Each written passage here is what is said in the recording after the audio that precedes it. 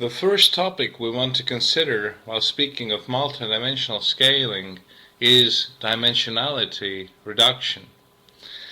This is something multidimensional scaling does, and what it is all about is, let's say that we have a three-dimensional room as depicted here. We have our x and y and z axis.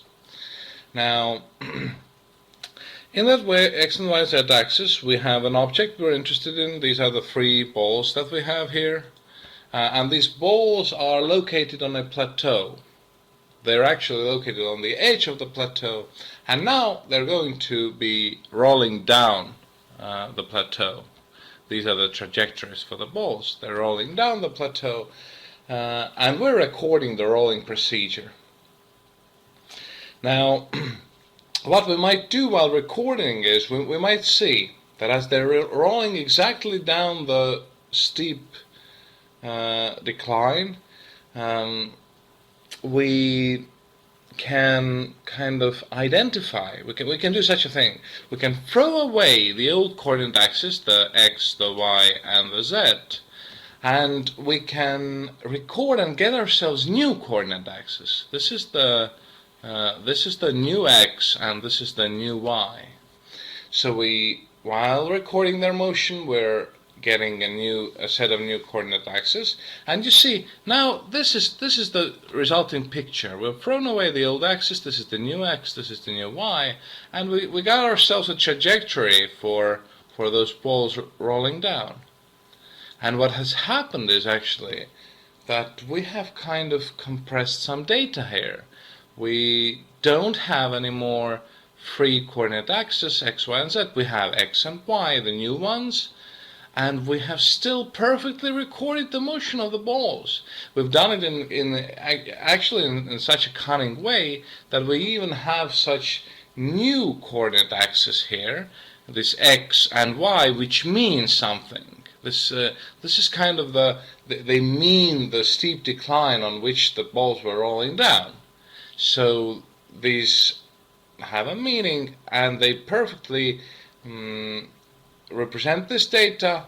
And actually, since we now have two dimensions, we've compressed the data in a sense that we only now have 2/3 of the old information that we need to, the size of the information is only 2/3 of the old information we needed to record.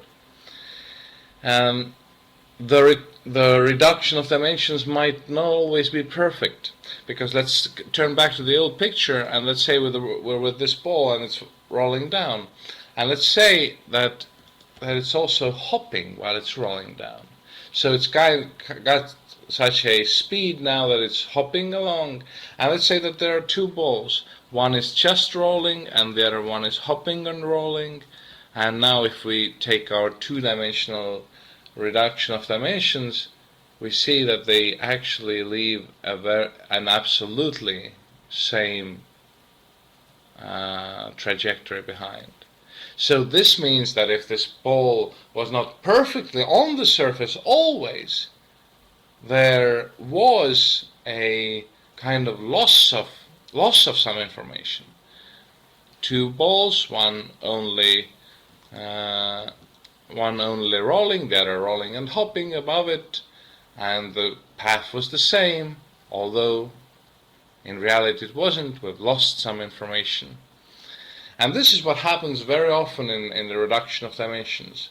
Now, we're soon going to discover that we don't always have to reduce the dimensions from 3 to 2. It can be from 80 dimensions to 2, or from 80 dimensions to 3 dimensions.